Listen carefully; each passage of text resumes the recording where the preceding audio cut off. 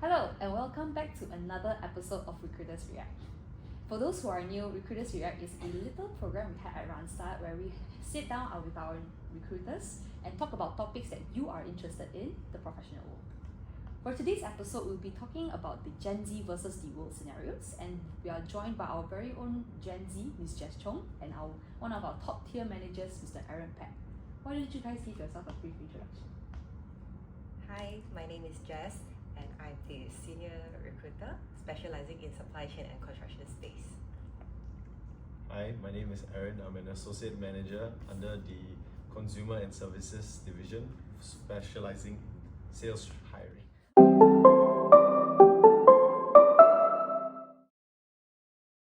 Alright, awesome. Thank you guys for that introduction.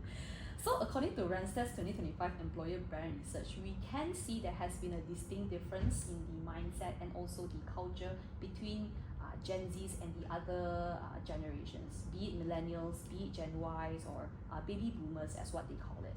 So for example, Gen Z, they don't like to budge when it comes to hybrid working. They are very particular on that. They must have flexible working hours, and also they are very much willing to walk away from certain offers if they offer the right salary, if they don't offer certain benefits. So Gen Z will tell you they have cracked the code, that they have already learned from the previous generation's mistakes on setting boundaries, building healthier habits to avoid the burnt out version that they are seeing right now in the industry. So however, the older generations wise, they tend to push back and tell the Gen Zs to actually tell the Gen Zs that their ideas are great in theory but not great in execution. So for today's topic, we just want to discuss who is the right in here and who is the wrong, or if there is a matter of fact where there is a right or wrong, and can there be a balance in between. So with that, Jess, let me just quickly ask you a bit.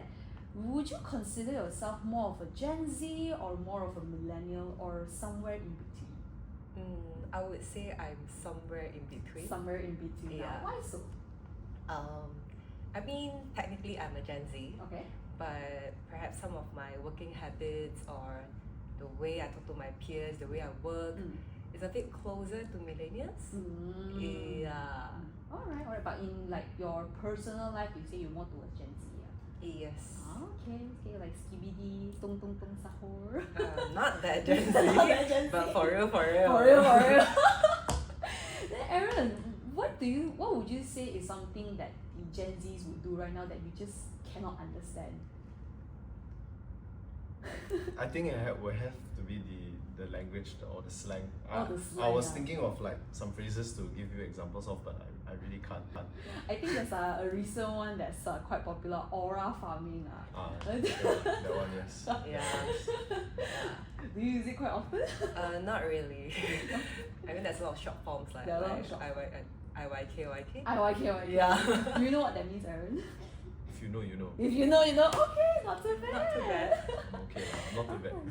So question for the both of you then. I mean, if you were to start a new role, be it in corporate or in blue collar, would you think that you will work better with Gen Zs or with the other generations like Gen Y, Millennials, Gen X, and etc.? I'll go first. Yeah. Yeah. Can I say in between as well? In between as well. Yeah, like definitely we'll need Gen Z for all the fresh inputs, but definitely we'll need someone, maybe baby boomers or millennials that has experience and to lead and guide the youngsters. Okay. So you're saying you're okay to work with both lah? Yes. What about you, Aaron? Very similar answer. I think working for the past few years, I felt it's always good. It was always good to have a mixture of both experience and fresh set of experienced work. Like new, just starting to work kind of thing. Okay. I can't speak right now, I'm so sorry. It's okay, no worries about it. Alrighty, so let's dive into the first topic that we have. There's a lot of popular discussions when it comes to finances, especially when it comes to Gen Z and the other generations. So, and I think you yourself have probably seen it around being recruiters, speaking to fresh grads and also tenured employees. For Gen Z side, they are asking more towards fresh grad salaries up until 5,000 ringgit and some of them are even asking up to 6,000 ringgit or even more. So this has been sparking a lot of debate between different generations, and that kind of salary from 5,000 to 6,000 has become the bare minimum now. So do you think, in your opinion, is that the generation is asking too much, or for the sake to live comfortably a luxurious life, or is it the bare minimum for survival in this current state of economy in Malaysia particularly?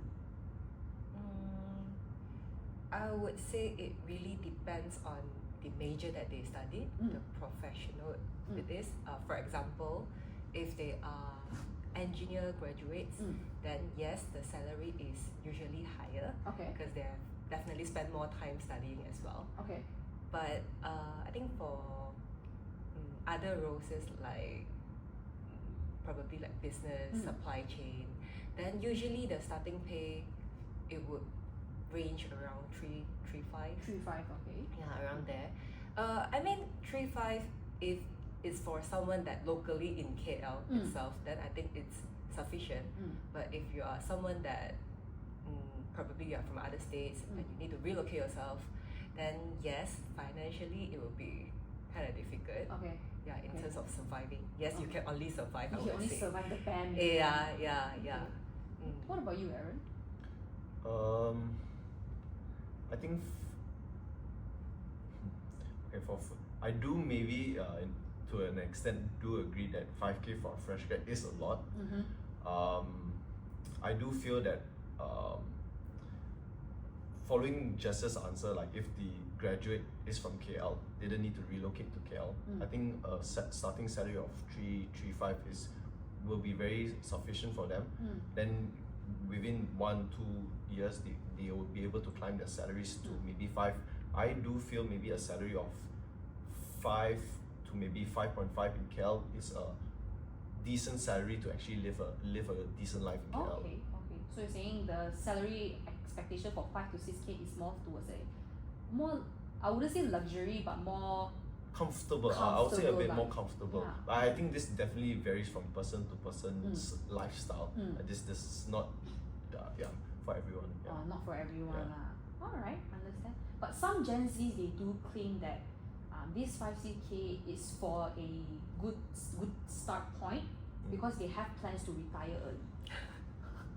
Sure. I feel like the both of you, what do you guys think though? I mean, of course, no one will say no to more money, right? But I think starting with 5, definitely you need to have more responsibility. And also, if let's just say you are a top scholar, you have very, very good presentation of yourself. You can carry yourself well. And you are demanding that salary. I think yes, it may be reasonable. But if you are just an ordinary fresh grad, I would say, with zero experience in this society, looking to start a new career life, then I would say we can always go up gradually. Step by step. Maybe in 1-2 years time you'll be achieving what you're looking for with more experience. Aaron? Wow.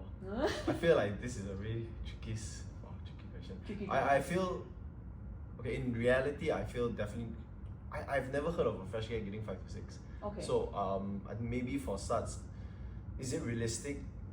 Perhaps not, in my opinion, but then again I always feel that the role salary is always tied to the value it brings into the organization. Right? For example, like if an executive's pay is of an executive's level for a reason, right? Because of the revenue or value they bring into the business, right? But for example, as compared to maybe a GM, they are responsible for a lot of things, so maybe hence why they have earned bigger salaries. So what I'm hearing from the both of you is that experience matters more rather than education background or whatnot lah. Yeah. Experience definitely matters, and definitely, I think in my opinion, character and attitude also Character and attitude definitely as well. brings in. But what do you mean by that, character and attitude? Okay. A lot of hiring managers always tell me that they can train skill sets, but they cannot train attitude and character. Okay. They will rather train someone with no experience, but with a really good learning attitude. You know, someone that's willing to push themselves, become a better person every day, rather than someone who's experienced, but you know, maybe with a little bit of ego, or maybe not as willing to learn. Okay. So this actually ties in with the next scenario that we do have. There has been a lot of talks about flexibility and also adaptability in the Gen Z's mindset. So as you mentioned yourself, Aaron, that there's a lot of emphasis from hiring managers that look into personality and character and whatnot, right? But we are seeing that there is a pattern where Gen Zs are, I wouldn't say stubborn, but Gen Zs are quite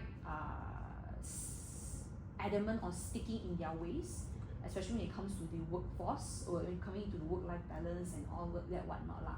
So, do you think that this kind of mindset should be encouraged? That is a good thing to have this kind of mindset. That I have my own values, I have my own opinions, or rather, do you think that it's more important for them to bend a bit more according to rules? A bit of I think my answer is a bit of a yes and no. Yes and no. I think yes, it's definitely good that a person coming into the organization has their own beliefs, principles. I personally like that kind of person. But I think when it comes to maybe adjusting them into like how the organization runs, I think it's very important for managers when communicating with Gen Z is to explain the importance of why. Like for example, they don't want to come in maybe on a Friday, right? They want to come in 5 days in a week, or maybe they don't want to come in the extra 4th day in a week. But maybe what if that during that month we are in the context of recruitment, we are crunching numbers, right? We're really chasing, right? And what if that day really helps them increase their productivity and then helps us really close that month off on a green, right? So I feel it's important to communicate your intentions with your team, especially those that are younger than you. But in the previous generations, what I've heard comments are like, they should have known themselves, but this is something that is common sense. Heard that before. Heard that before. Yes, I do agree that with maybe the older generation that it should be common sense, but I also have like very close friends that are much younger than me. I do feel that maybe sometimes active listening may not be very strong, so maybe around my close circle of friends, hence why reminders are constantly needed lah, right? Okay. I really cannot say that this applies to everyone. This is maybe just to my friends lah, so sorry to my friends. Okay, and what about you, Jess? What do you think? Yeah, I think my answer will be quite similar as Aaron's. Definitely is a yes or no in between. Yeah, because I think for Gen Z, we always wanted to know the reason behind. So like what he said, if we are being asked to come into office for 5 days, but why? So most of the time we are actually okay to do so, but we just want to know why. Yeah, and I think that is something that the older generation don't practice. Okay. Like for them, usually they would just follow. Correct. What you say, they will just follow. Yep. They will say like, why you have to have reason for everything? Yeah, but I know this based on my observation, like with my peers, my friends. We always wanted to know like the reason behind. Okay. Yeah. Okay. And once we know it, we are okay to do so. So that communication is very important lah. That's what I'm hearing here. Yes. But have you guys stumbled across a manager that don't want to communicate, especially in the older generations? They are like, you figure out yourself lah. I don't need to explain everything to you. Like you should know why I'm doing this. Have you guys come across that kind of scenario? No, I think I'm very fortunate to have good managers throughout my career. So even from your previous companies? No. Oh no. Wow, lucky so far it's been good. So far it's been quite good. Yeah. What about you, Jess? I'm lucky enough that my managers are those who always communicate, sometimes even over communicate. Okay. Yeah. So I don't have the problem of the miscommunication part. Okay, that's good. Great to hear about that. which actually also brings me to my topic in terms of communication. I also have heard that there's been a lot of talks about career progression, and it has not been communicated properly to the Gen Zs as what they say. So in career progressions, I would say there are a lot of young professionals now, especially in the Gen Zs, they are looking to climb the corporate ladder very quickly.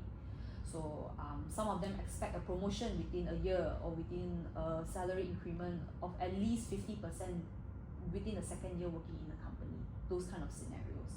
And there is a lot of mismatch in expectations, probably due to lack of communication. I'm not sure myself. And this also comes from the fact that there's no one that has spoken to the Gen Z that experience actually is more important rather than skill set. So I'm not sure whether you guys have heard the term that has been going on for quite some time, which is at your salary. So at how much they work as hard as how much they pay you. So if they give you a 2K salary, you work the 2K level. If you give a 5K salary, then you work the 5K level. So they are at that kind of mindset right now. So as a manager, I'm gonna throw this question to Aaron first. As a manager, do you think the person should be promoted into the role once they meet all the criteria, or do you think years of experience matter more? Definitely, I think one comes after the other.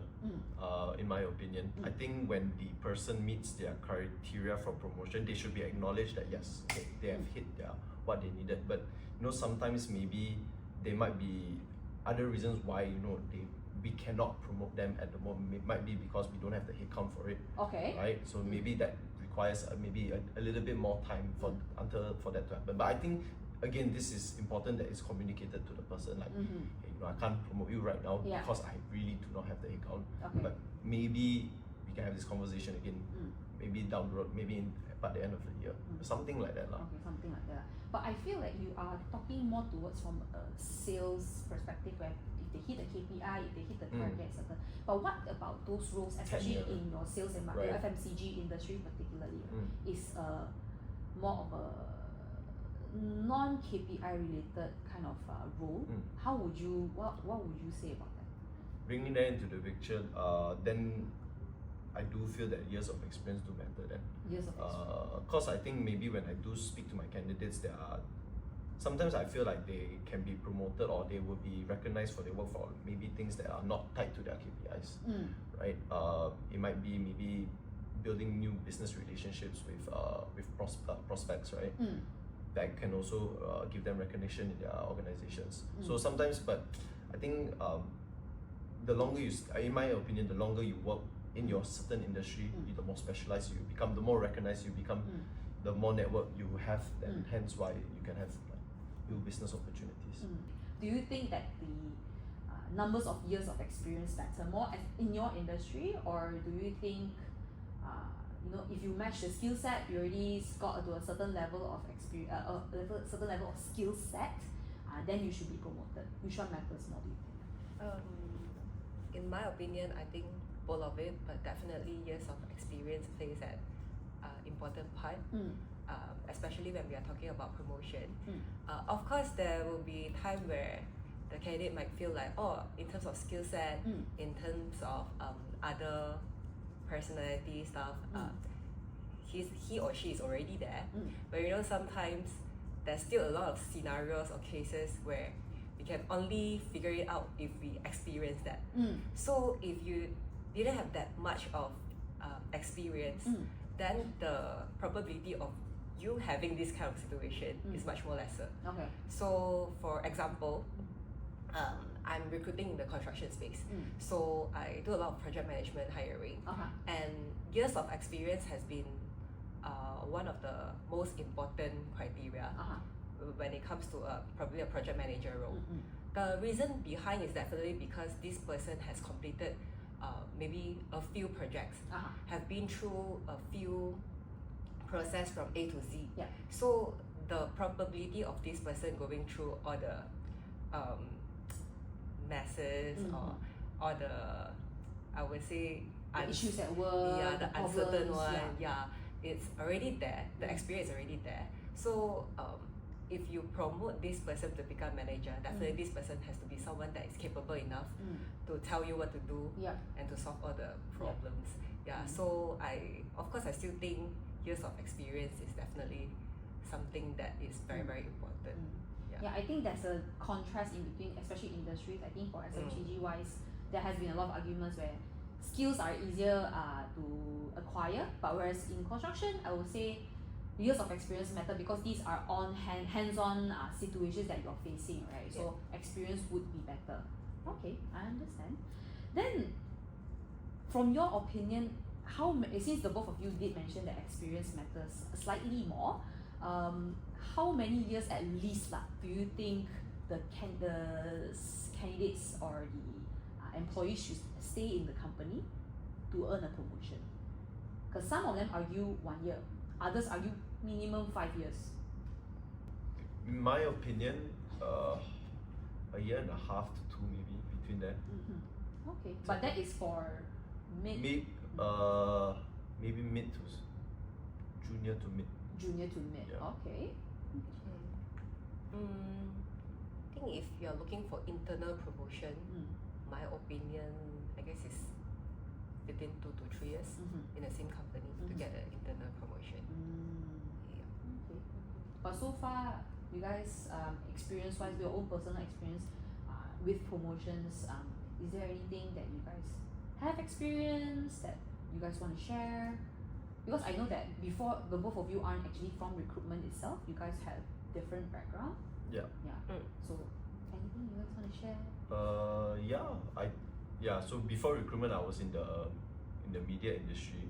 I did notice that I had some colleagues that climbed the organization quite fast. Okay. I felt it is also one, they had very good skill sets, but I think the other, they had very great personality that made them very infectious people to be around with. Infectious in a good way, right?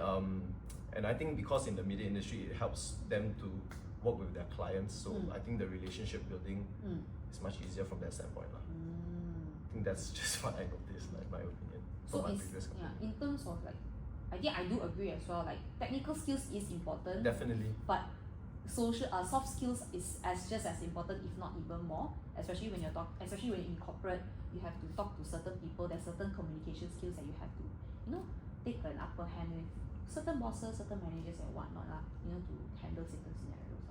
Then from your personal point of view, do you think which is better, promotions within the company internally, or do you think getting your promotions by moving to another company would be a smarter move, especially in this day and age? Preferably, I would say internal promotion first. Then if let's just say there is no more room to climb, then perhaps an external promotion would be good. Okay. It's exactly the same answer. I would definitely prioritize internal promotions, being in the same company. But if there's roadblocks or I'm stuck in the climbing, then there's moving no, up. like you said, no more headcount. Exactly. Then Probably then it's time to move up for the promotion. Okay, glad to hear it. So that is all we have for today's episode. Thank you again, Jess and Aaron, for attending. If you have any more scenarios, please feel free to let us know. And thank you for joining. Bye bye.